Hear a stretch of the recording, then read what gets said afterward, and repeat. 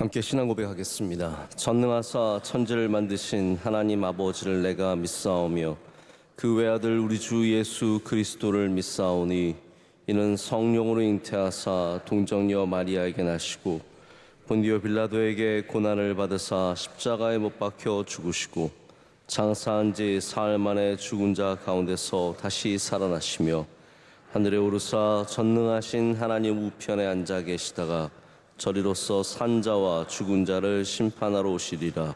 성령을 믿사오며 거룩한 공회와 성도가 서로 교통하는 것과 죄를 사하여 주시는 것과 몸이 다시 사는 것과 영원히 사는 것을 믿사옵나이다. 아멘. 함께 찬송가 549장 찬송하시겠습니다.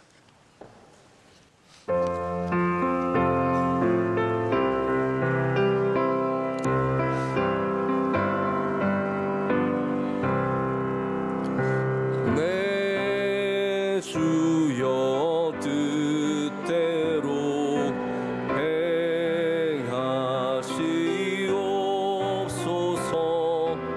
온 몸과 영혼을 다 주께 드리니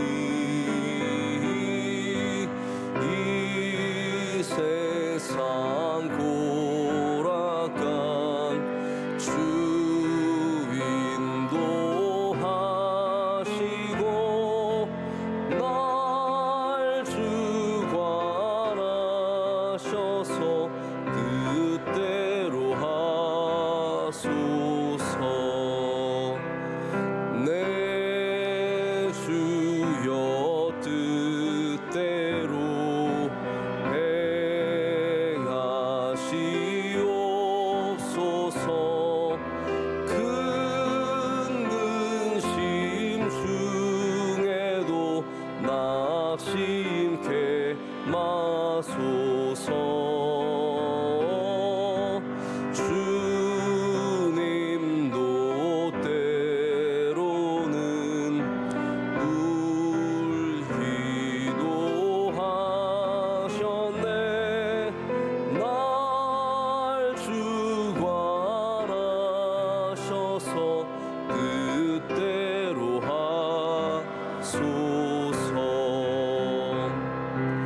내 주여 뜻대로 행하시옵소서.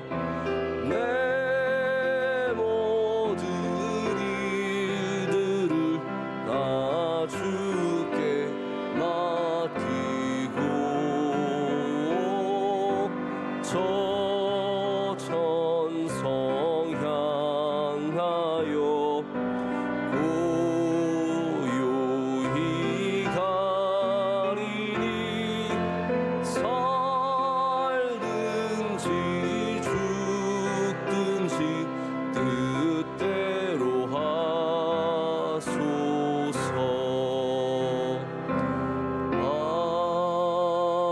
아멘. 오늘 우리에게 주신 하나님의 말씀은 하박국 2장 1절에서 4절까지의 말씀입니다. 하박국 2장 1절에서 4절까지 말씀, 제가 갖고 있는 구약 성경은 1302쪽쯤에 있습니다.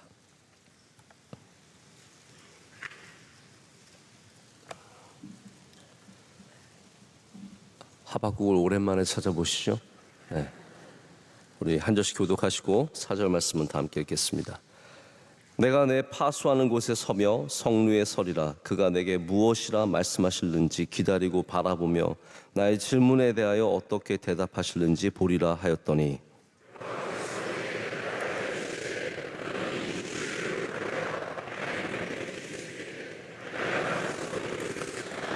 이 묵시는 정한 때가 있나니 그 종말이 속히 이르겠고 결코 거짓되지 아니하리라. 비록 더딜지라도 기다리라. 지체되지 않고 반드시 응하리라. 보라, 그의 마음은 교만하며 그 속에서 정직하지 못하나 의인은 그의 믿음으로 말미암아 살리라. 아멘. 하나님의 말씀입니다. 믿음을 어떻게 지켜야 하는가? 제목으로 잠시 하나님의 말씀을 나누도록 하겠습니다. 유대인들은 모세가 하나님께 받은 계명의 수가 613개라고 합니다. 그 중에 365일에 해당하는 365개는 하지 말라의 계명이고요.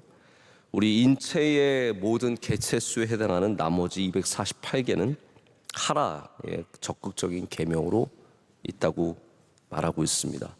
이 많은 계명을 다윗은 11개로 줄였다라고 얘기하고요. 제가 일일이 다 소개할 시간이 없어서 일일이 말하진 않겠습니다.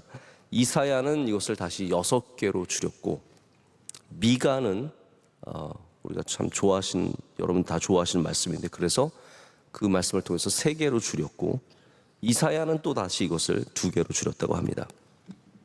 그런데 마지막으로 하박국이 오늘 말씀에 나오는 이 말씀 본문으로 하나로 줄였다라고 하는데, 그것이 바로 오직 의인은 믿음으로 말미암아 살리라입니다. 이거 하나만 붙잡으면 된다는 말이 아니라 그만큼 이것이 중요하다는 말이겠죠. 우리 성경을 관통하는 우리 구원에 대한 말씀 중에서 하박국에 있는 이 말씀이 로마서에서 다시 믿음에 대해서 강조할 때 우리 하나님께서 바울을 통해서 우리에게 주신 말씀으로 또 우리가 잘 알고 있습니다. 우리가 어떻게 살아야 하느냐, 어떻게 구원을 받느냐, 오직 의인은 믿음으로 말미암아 구원을 얻게 되는 줄로 믿습니다. 우리 하박국이라는 말씀, 저도 사실 여러분과 하박국은 특별히 나눌 일이 없었는데요. 성경에 우리가 참 좋아하는 제목 중에 하나입니다. 한국 사람들은 다 국을 좋아하기 때문에 하박국 참 좋아하고, 성경에 제가 보면은 제목이나 지명이나 사람 이름이나 우리 민족에게 참 맞는 게 많습니다. 또 구약 성경의 마지막 책은 하필이면 또 말라기라서 너무 우리에게 뭔가 이게 의미가 있는 건지 느껴질 정도로 굉장히 가깝게 느껴지는 그러한 본문들과 책들이 있습니다. 하박국은 어떤 뜻이냐면 껴안다, 포옹하다라는 그런 의미를 갖고 있습니다. 제가 이 말씀, 이분의 이름을 좀 생각해 보니까, 묵상해 보니까 하박국이 질문하는, 오늘도 하나님께 막 질문하잖아요. 내가 질문하리라, 어떻게 대답하실는지 보겠다. 근데 하나님께서 또 거기에 묵시로 대답을 해주시고, 너 이거 달리면서도 볼 수 있게 큰 글자로 굉장히 중요한 말씀이라는 것을 말씀해 주시죠. 그런 걸 생각해 보면 하박국의 뜻이 그냥 단순히 껴안다, 포옹하다가 아니라 들러붙는다의 표현에 좀 가깝지 않을까라는 생각을 해보게 되었습니다. 붙어서 떨어지지 않는다. 이게 하나님께 나아가는 어떻게 보면 굉장히 중요한 자세 중에 하나인 것 같습니다. 하박국은 하나님께 계속 붙어서, 들러붙어서 질문을 하고 있습니다. 근데 그것은 하나님이 미워서, 하나님이 싫어서가 아니라 우리 인생에 해결되지 않는 많은 문제들이 있기 때문입니다. 그럼 하박국이 던진 질문의 내용이 무엇일까요? 오늘도 우리가 1절부터 4절까지 읽어보면 대부분 그 내용들이 나와 있는데, 한마디로 말하자면 이스라엘을 왜 하나님께서 심판하시는데 바벨론을 쓰느냐에 대한 질문이었습니다.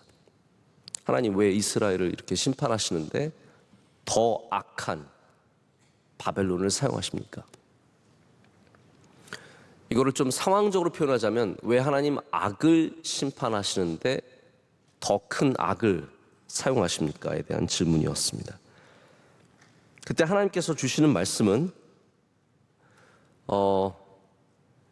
바벨론이 교만하고 이스라엘을 가르치시기 위해서 이 교만한 바벨론을 사용하시지만 결국은 이 바벨론도 다 심판 아래 놓여 있다는 거죠. 속히 온다는 겁니다. 그 심판이 반드시 약한 국가 바벨론에게도 오게 될 것이고, 그리고 오직 의인은 믿음으로 말미암아 살리라라고 말씀해 주시는 겁니다. 결론적인 말씀이죠. 그래서 오늘 4절 말씀도 그의 마음은 교만하여 그 속에 정직하지 못하나, 이게 악한 자들이죠. 우리 주변의 악한 자들, 왜 나보다 잘 되는 것 같지? 바벨론, 어떻게 저 나라가 저렇게 잘 되지? 이런 모든 것 속에 하나님께서 주시는 말씀은 그런 거 너무 신경 쓰지 말라는 거예요. 그 악한 자들, 5절부터 그 쭉 말씀이 나와 있습니다. 거짓되고 술 마시고 뭐 이런 쭉 이런 사람들 나왔는데 우리는 그 믿음을 지키고 믿음 가운데 거할 때 믿음으로 말미암아 살 것을 말씀해 주십니다. 그래서 바벨론도 심판을 받게 됩니다. 바벨론이라는 나라가 대단한 나라인 것 같았지만, 영원한 나라일 것 같았지만 그 바벨론도 심판을 받습니다. 지금 원로 목사님 바벨론 땅에 가셔서 바벨론 땅을 둘러보고 계시고 그곳에 어떤 멸망이 임했는지도 다 보고 계십니다. 이 믿음 안에는 그래서 인내와 지속이라는 굉장히 중요한 요소가 들어 있습니다. 믿음은 어떻게 지켜야 합니까? 인내함으로, 지속함으로 지켜야 된다는 거죠. 로마서가 전하는 내용도 사실은 마찬가지입니다. 유대인들과 이방인들과 이 모든 사람들이 결국 심판받을 때는 뭐로 사냐는 거예요. 우리가 언젠가는 다 심판을 받게 되어 있는데, 그 심판 아래 놓여 있는데, 유대인이나 이방인이나 모든 사람들은 믿음으로 믿음에 이르고 오직 의인은 믿음으로 말미암아 살리라. 이것이 결론적으로 주시는 말씀이에요. 그래서 우리가 뭐 잘한다고 공로를 세운다고 나중에 심판 날에 사는 것이 아니라 믿음을 지키고 살아야 산다라는 것을 하나님께서 우리에게 다시 말씀해 주시는 겁니다. 여러분, 믿음이 좋다라고 우리가 말할 때 보통 뭘 가지고 믿음이 좋다고 얘기하십니까? 제가 한번 저의 경험을 통해서 아주 좀 우리 안에서 있었던 경험적인 좀 얘기를 좀 말씀을 드릴게요. 제가 볼 때 교인들이 누가 믿음이 좋다라고 생각하시거나 누가 믿음이 좋다고 말할 때는 우선은 헌신과 성실함이 있을 때 꼭 그렇게 말하는 것 같습니다. 오늘 새벽 예배 나오신 분들, 아주 오랜만에 나오신 분들도 계실 텐데 대부분 우리 새벽 예배 나오면은 믿음 좋다고 얘기하죠. 여러분들은 스스로 그렇게 말은 못하겠죠. 근데 대부분 그렇습니다. 그리고 교회는 잘 나오는 것 같은데 새벽 예배 한 번도 안 보이면 저 사람 믿음 있는 사람인가? 한 번씩 생각을 해보게 되는 이유는 이 새벽 예배 안에 헌신과 성실함이 들어있기 때문입니다. 저는 늘 우리 새벽 예배 위원회들 뵈면 참 귀한 분들이다, 너무 훌륭한 분들이다, 그런 생각이 드는 게 그 자리를 지키는 게 결코 쉽지 않기 때문입니다. 우리 낮 예배 때 보면 새벽 예배 때 보는 분들은 제가 얼굴을 금방 알아봅니다. 낮 예배 나오실 때 저분은 새벽 예배 나오시는 분이시지, 저분은 새벽 예배 때 한 번도 본 적이 없네? 이런 생각을 하면서 믿음을 그거로 판단할 때가 있습니다. 우리 모든 예배와 모든 섬김 중에 새벽 예배처럼 분명하게 헌신되고 성실한 부분이 어디 또 있겠습니까? 자, 제가 이 얘기를 길게 할 수는 없는데, 그러나 보이는 것이 다 믿음은 아니죠. 필립 얀스의 책, 우리 한동안 나눴던 놀라운 하나님의 은혜라는 그 책을 보면 이분이 고등학교 때 굉장히 존경했던 형의 얘기가 나와요. 동네 교회에 형이 하나 있었는데 믿음이 너무 좋은 거예요. 뜨거워요. 아주 보수적이고 뭐 신랄하게 어떤 믿음의 행위 아닌 것들에 대해서 비판하고 너무너무 열심히 하는 형이에요. 근데 이 형이 미국에 살다가 호주로 이민을 갑니다. 호주에서 가끔 편지를 보내는데 굉장히 극단적인 얘기들을 많이 쓰는 거예요. 뭐 미국 정부가 악마의 뭐 하수인이다, 뭐 이런 식으로. 근데 너무너무 뜨거운 분이에요. 그래서 한 10여 년 흐린 다음에 이분 뭐 결혼하고 애도 낳고 뭐 다 그런 다음에 이 필립 얀스가 이분을 만나러 호주로 갑니다. 이 이야기 굉장히 긴 얘기예요. 그 책 안에서. 그리고 굉장히 중요한 얘기이기도 합니다. 제가 짧게 전하는데 결국 호주에 갔는데 그분이 갔더니 감옥에 있는 거예요. 왜 감옥에 있느냐? 성범죄를 저질러서 감옥에 들어간 거예요. 그래서 얀스가 큰 충격을 받습니다. 겉으로 보기에 누구보다 잘못된 죄에 대해서 비판적이고 어마어마하게 뜨거운 믿음으로 열정적으로 보수적인 기독교를 보호하고 아주 진보와 싸우는, 정말 늑대처럼 싸우는 그러한 전사에 가까웠는데 삶은 완전히 다른 삶을 살고 있는 거예요. 제가 단순하게 성범죄라고 말씀드렸지만 정말 너무너무 잘못된 삶을 살아가고 있는 거예요. 그래서 여러분, 우리가 믿음을 무엇 하나만으로 판단하기가 참 어렵습니다. 그냥 뭐 열심을 내면 좋은 믿음의 사람이냐? 그래서 사실 속지 마셔야 돼요, 여러분들도. 저도 속지 말아야 되지만 여러분들도 그냥 교회 열심히 나오면서 믿음 있는 그런 모습을 보여줘서 신뢰해버리고 그분이 뭐 하자는 대로 하고 뭐 돈 달라 그러면 돈 주고 이런 식으로 하면 절대로 안 됩니다. 자, 그래서 두 번째는 따라와야 되는 게 성품이죠. 우리가 신학적으로, 제가 지금 신학적으로 규정하는 게 아닙니다. 경험적으로 말씀을 드립니다. 우리 믿음이 무엇이라고 딱 규정하기 전에 성품이 좋은 분들이 믿음이 좋아 보이는 것도 사실입니다. 그렇지 않습니까?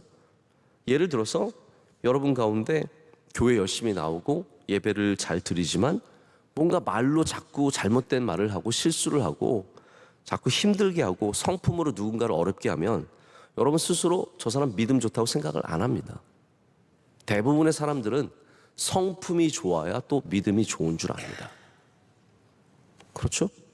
제가 오늘 제 주장만 하고 있는 것 같아서 별로 여러분 동의를 안 하시는 것 같아서 걱정이 되는데, 제가 새벽이라서 길게 말씀을 못 드리고요. 짧게 지금 굉장히 단순하게 말씀을 드리는데, 세 번째는 의외성입니다. 어려움 중에 소망을 찾는 사람, 우리 믿음 있게 생각을 합니다. 환난과 고난 중에 포기하지 않는 의외성, 안 되는 것 가운데 승리를 찾는 의외성, 우리 이런 것 다 믿음의 범주에 들어가고, 우리 이런 사람들에게 믿음이 있다는 그런 판단을 내리고 또 때로는 그렇게 사람들에게 소개하기도 합니다. 자, 이게 제 경험상 우리 교회 안에서 보는 믿음 좋다는 표현 중에 들어있는 많은 모습들이에요. 뭐 더 많이 있겠지만 이 정도로만 하죠. 자, 그러면 예수님께서 믿음이 좋다라고 할 때는 어떠한 사람들에게 어떠한 상황 속에서 믿음이 좋다고 말씀하셨습니까? 제가 단순하게 한 2명 정도만 얘기해 볼게요. 우리가 잘 아는 가나안 여인, 수로보니게 여인이 있습니다. 예수님께서 이 여인을 나중에 칭찬하시는데 처음에는 밀당이었죠. 예수님께서 야, 뭐 개에게 음식을 던져주냐? 그랬더니 그 여인이 개도 땅에 떨어진 부스러기 먹습니다. 이렇게 얘기를 합니다. 여러분 우리가 조금만 시험에 들 만한 말 들으면 우린 교회 안 나옵니다. 내 마음에 딱 걸리는 거 하나 있으면 교회 저 교회 이상하다고 생각하고 저 목사 이상하다고 생각하고 안 나옵니다.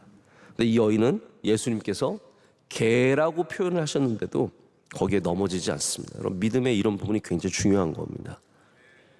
버팁니다. 자, 보십시오. 믿음은 버텨야 됩니다. 믿음은 버티는 부분들이 있습니다. 이 여인은 이미 이방인의 지역에서 예수님을 믿은 사람이에요. 이 가나안 땅 수로보니게 지역, 우상 숭배가 만연하고 모든 사람들이 그러한 삶을 사는 곳에서 이 여인은 예수님을 믿었고 그 믿음을 지켰고, 그리고 그 딸이 귀신 들려 고통받을 때 예수님 앞에 나와서 예수님 앞에 버팁니다. 여러분, 이 믿음이 어떤 믿음입니까? 지키는 믿음이에요. 버티는 믿음. 웬만하면 넘어지지 않고 웬만하면 잃어버리지 않고 어려움과 환난과 많은 사람들의 눈총과 그런 곳 속에서 버티는 믿음, 예수님께서 그 믿음을 귀하게 보셨습니다. 칭찬해 주십니다. 우리가 다니엘서에서 이제 수요일 날 다니엘 말씀을 나누고 있는데요. 다니엘 중에 다니엘에게 해당되는 가장 귀한 한 단어를 꼽으면 뭐라고 하실 수 있으시겠습니까? 지혜입니까? 혹은 친구들과의 우정입니까? 형통함입니까? 아니면 인간관계술? 왜냐하면 정권을 새 정권 지나서 90살 될 때까지 총리하고 계속 하잖아요. 이런 분들은 어디 있습니까? 별로 없잖아요. 인간관계술입니까? 아닙니다. 다니엘서도 딱 한 단어로 정의를 내리자면 지키는 믿음입니다. 믿음을 어떻게 지켰느냐?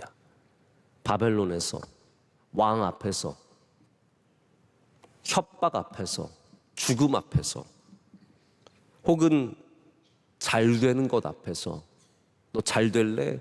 믿음 지킬래? 그럼 뭘 선택하시겠어요? 쉽지 않죠. 우리가 어쩌면 환난 앞에서는 환난 중에도 믿음 지킬 수 있는데요. 너 잘 될래?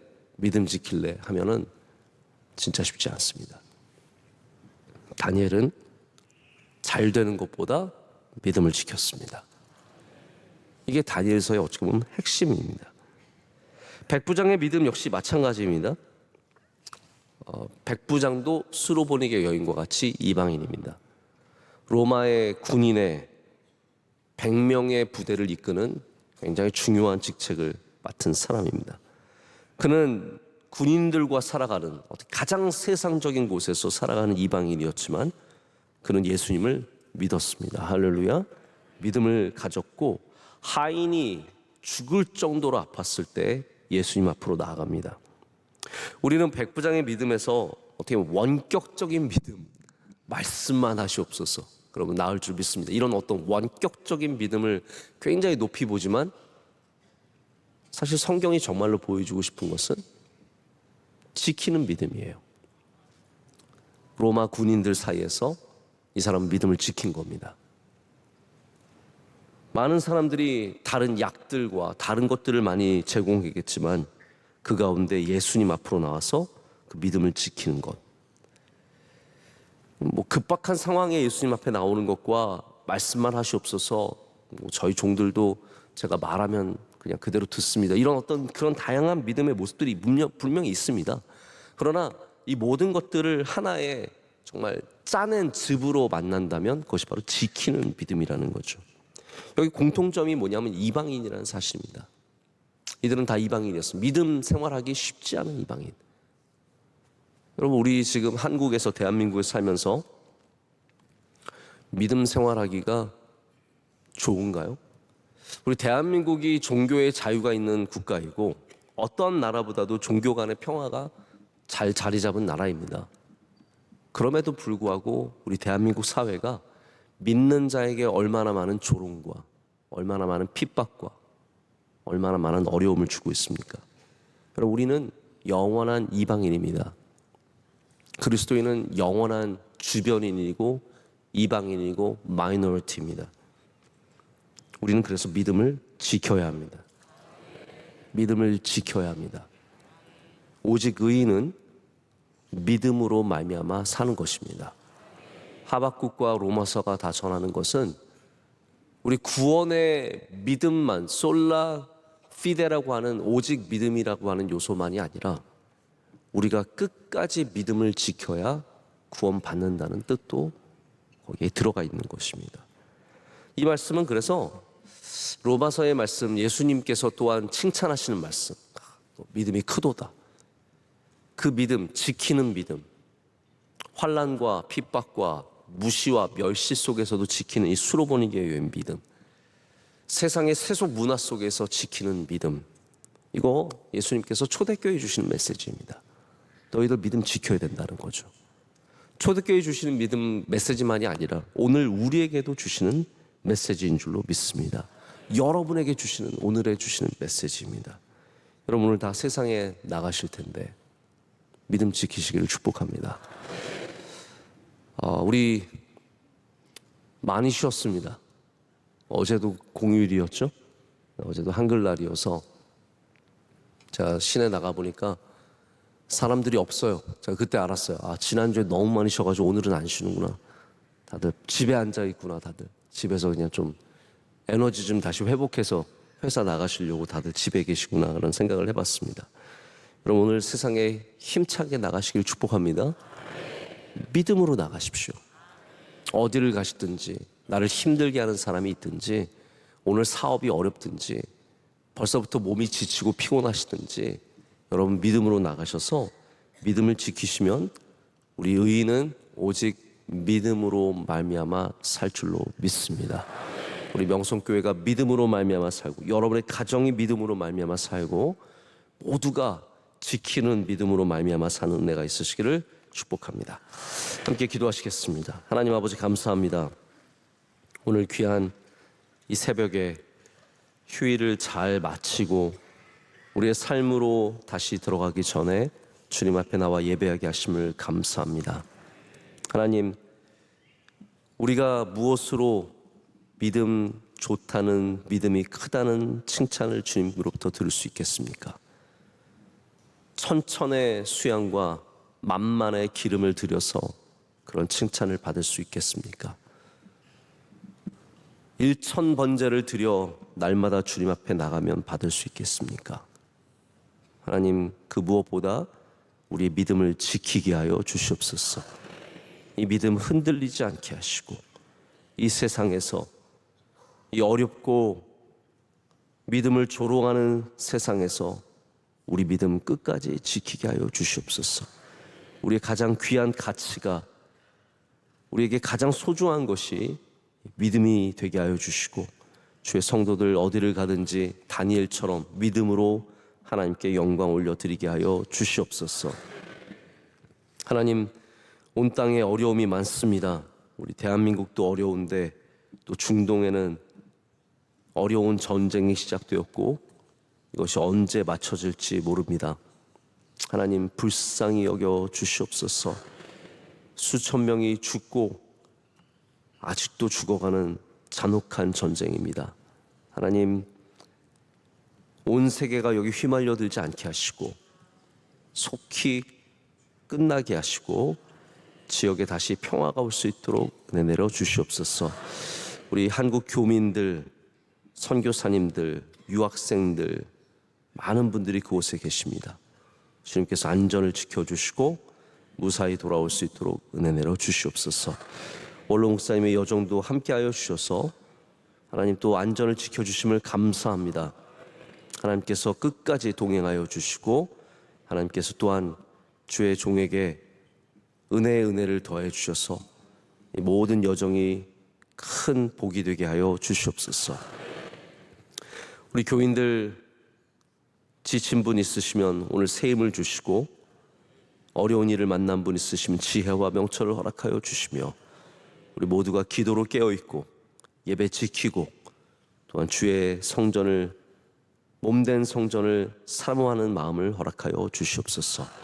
오늘 예배를 섬기는 주의 모든 종들을 기억하여 주시되 기도하신 주사님이 기도를 기뻐 받아 주시며 만복을 내려 주시옵소서. 안내하시고 봉사하신 남선교회도 은혜를 더하여 주시옵소서. 함께 하실 줄로 믿습니다. 능력의 손으로 붙잡아 주실 줄로 믿습니다. 모든 것을 감사드리며 예수 그리스도의 이름으로 간절히 기도드립니다. 아멘. 하늘에 계신 우리 아버지여, 이름이 거룩히 여김을 받으시오며 나라의 마옵시며 뜻이 하늘에서 이루어진 것 같이 땅에서도 이루어지이다. 오늘날 우리에게 일용할 양식을 주시옵고, 우리가 우리에게 죄 지은 자를 사하여 준 것 같이 우리의 죄를 사하여 주시옵고, 우리를 시험에 들게 하지 마시옵고 다만 악에서 구하시옵소서. 대개 나라와 권세와 영광이 아버지께 영원히 싸움나이다. 아멘.